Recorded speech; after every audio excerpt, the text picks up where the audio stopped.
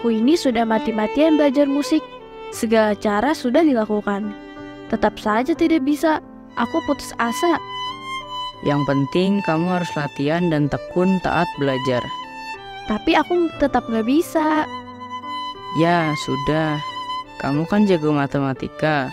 Perdalam bidang yang merupakan talenta dari Tuhan. Berarti kita harus melihat kenyataan dari sudut pandang Tuhan. Ada bagian yang tidak bisa diubah manusia, tetap kita terima. Tapi yang bisa diubah harus dilakukan dengan ketaatan. Tuhan itu tahu keputusasaan umat serta cara menghiburnya, yakni dengan janji dalam Alkitab yang bisa mengubah cara berpikir kita. Benar, setelah aku baca dengan teliti, Lukas pasal 9 ternyata ada perubahan konsep. Kenapa ya Yesus yang bisa melakukan segala sesuatu, seorang diri kok mau-maunya dibantu manusia? Oh, baru mikir. Dia kan super mampu. Tapi kok mau-maunya mengutus murid-murid yang dipilihnya untuk memberitakan kabar baik? Oh, begitu. Tertawan aku oleh kasihnya. Ya, anak-anak sekalian, kita bertemu kembali di dalam Renungan BDKA, buku 12 ini, dengan topik, barang siapa tidak melawan kita, ia ada di pihak kita. Diambil dari Injil Lukas pasal 9 ayat 49 hingga 50. Ya. Kita bersatu di dalam doa terlebih dahulu sebelum mendengarkan firman Tuhan. Tuhan, kami datang kepadamu, sekali lagi mohon kekuatan pertolongan Tuhan agar memahami apa yang disampaikan oleh hamba-Mu ini. Terima kasih ya Allah, di dalam nama Yesus kami sudah berdoa. Amin. Nah, anak-anakku, Tuhan Yesus di dalam keadaannya sebagai manusia, ia tidak dapat melakukan semua pekerjaannya sendiri. Ya, ia harus memiliki pendamping-pendamping. Siapa itu pendamping-pendampingnya? Ada 12 orang yang dipilih Tuhan Yesus untuk mendampingi pelayanannya agar pelayanannya boleh semakin berkembang dengan cepat. Karena hanya satu orang dibandingkan 12 itu, kecepatan untuk bisa bertambah-tambah itu pasti lebih cepat daripada hanya dikerjakan oleh satu orang. Karena itu kemudian Yesus memanggil murid-murid lalu mengutus mereka dua-dua, kelompok-kelompok mereka diutus ke tempat-tempat mereka bisa melayani di sana. Ya. Nah, ke-12 murid itu diutus untuk memberitakan Injil. Ya. Dan mereka bukan hanya memberitakan Injil, anak-anak, mereka melakukan tanda-tanda mujizat. Dan Allah memberkati pekerjaan mereka secara luar biasa. Tapi anak-anak, walaupun mereka begitu diberkati, walaupun ada penyertaan Tuhan di dalam pelayanan mereka, bisakah mereka menjalankan tugas itu dengan sempurna tanpa kesalahan?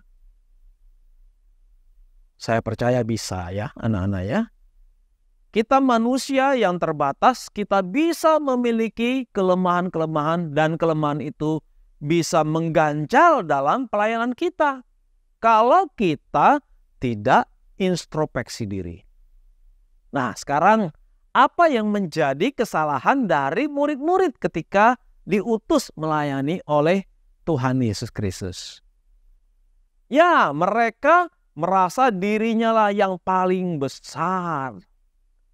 Mulai timbul rasa bahwa mereka itu lebih baik daripada yang lainnya.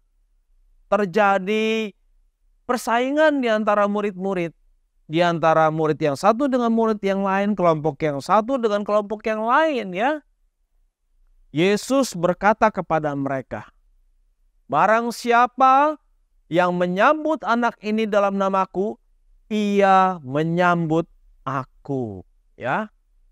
Jadi bukan soal yang terbesar sekarang yang harus mereka tonjolkan. Aku lebih baik, aku lebih besar, aku lebih banyak pelayanannya, aku lebih banyak berkhotbah, aku banyak menyembuhkan orang yang sakit, aku lebih baik daripada kalian-kalian. Tidak. Tuhan Yesus menegur mereka bahwa siapa yang menyambut dia seperti menyambut seorang anak kecil, mereka itulah yang layak untuk disebut sebagai yang terbesar. Yesus mengatakan bahwa karena yang terkecil di antara kamu sekalian, dialah yang terbesar. Nah, itu salah satu kelemahan mereka, anak-anakku, ya. Merasa diri lebih unggul daripada yang lain. Tetapi bukan hanya satu, anak-anak. Ada kelemahan yang lain. Yakni ketika terjadi satu peristiwa di mana mereka melihat ada murid-murid dari kelompok yang lain, ya, sedang melayani dan mengusir setan dalam nama Tuhan Yesus. Mereka kemudian melihat, siapa orang ini? Mereka bukan bagian dari kelompok kami, bukan bagian dari kelompok kita. Mereka menganggap bahwa orang itu tidak termasuk ke dalam kelompok murid-murid Yesus. Karena itu kemudian mereka melarang, mencegah. Jangan. Kamu bukan murid Tuhan Yesus, kamu tidak boleh melayani Yesus, hanya kami. Tetapi kemudian Yesus menasihati mereka, ya. Yesus berkata kepada mereka, janganlah kamu cegah mereka. Sebab barang siapa tidak melawan kamu, ia ada di pihak kamu. Ya, orang-orang itu juga ingin melayani Tuhan, bukan hanya para murid. Mereka juga ingin bisa memuliakan nama Tuhan, mereka ingin juga bisa menjadi berkat bagi orang lain, walaupun mereka bukan kelompok paling dekat dengan Tuhan Yesus. Kenapa Yesus berkata demikian kepada mereka? Karena mereka melakukannya demi Tuhan Yesus dan dengan iman. Ya, artinya mereka sama-sama melakukan itu untuk pekerjaan Tuhan, untuk kerajaan Allah. Selama bukan karena ambisi pribadi, supaya aku yang lebih hebat, lebih terkenal, supaya namaku dipermuliakan, Tuhan Yesus membiarkan. Ya, jadi Tuhan Yesus melihat motivasi orang-orang itu, bahwa orang-orang itu pun ingin mendapatkan kesempatan untuk pekerjaan kerajaan Allah. Nah, dari sini kita bisa belajar, anak-anakku, bahwa seringkali antara sesama anak-anak Tuhan yang melayani Tuhan, kita sulit untuk akur, bukan ya? Kadang-kadang mungkin Anda timbul iri hati di dalam pelayanan anak-anak Tuhan di gereja atau di mana-mana saja. Jika kita melihat orang lain lebih baik dari kita menjadi cemburu, orang itu lebih mendapatkan pujian yang banyak daripada kita, ya. Nah, ini bisa menjadi kendala, menjadi kelemahan bagi diri kita, ya kan? Bukankah kita seharusnya adalah melayani itu saling mendukung, saling membantu? Kalau ada orang yang lebih hebat dari kita senang dan kita seharusnya mendoakan, bukan? Bukan kemudian kita menjadi iri hati, lalu yang timbul adalah menjelek-jelekan, bahkan memfitnah orang itu. Itu kita sudah tidak menjadi berkat, ya. Kita menjadi batu sandungan kalau kita melakukan hal-hal seperti itu. Hati-hati. Hati-hati anak-anak, ya. Sikap mencari teman itu jauh lebih penting daripada kita mencari musuh, ya kan? Nah, Bapak mau mengatakan ada satu peribahasa yang bagus dari negeri Cina, ya. Apa itu? Nah, peribahasa Cina itu mengatakan begini, bahwa 1000 kawan terlalu sedikit dan 1 musuh terlalu banyak. Jadi, kalau kalian punya musuh 1 saja sudah sangat banyak dan harus dihindari, bukan ya? Tetapi carilah kawan, ya, sebanyak-banyaknya.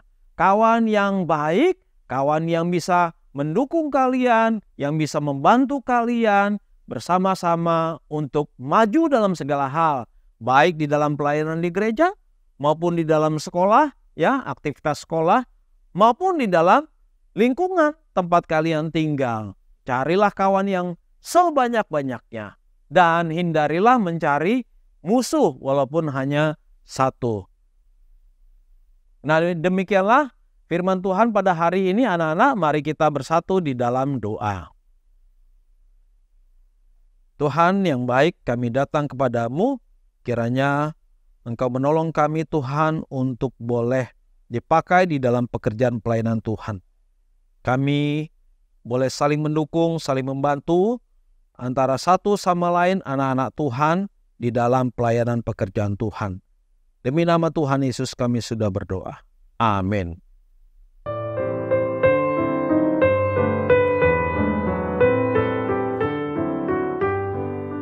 Halo teman-teman, tahukah kalian bahwa suara Beram itu sangat merdu? Kalau ada lomba paduan suara, pasti Beram ikut. Tanpa sumbangan suara Berham, maka dapat dipastikan perlombaan itu akan kalah. Jadi kamu nyanyi di paduan suara itu tujuannya untuk melayani Tuhan atau mengejar kemuliaan sendiri? Ya, dua-duanya dapat sih. Coba ingat pelajaran hari ini. Apa tujuan Tuhan Yesus memberikan kuasa kepada 12 muridnya? Supaya bisa membuat mujizat atau diangkat sebagai pewaris kerajaan Allah. Ya ampun, ternyata aku salah besar nih. Minta Tuhan ampuni aku dan membangkitkan semangat memuliakan Tuhan lewat pekerjaannya. Serta membaca Lukas pasal 9 ayat 51 sampai dengan 56. Jangan lupa share link YouTube BDKA ya.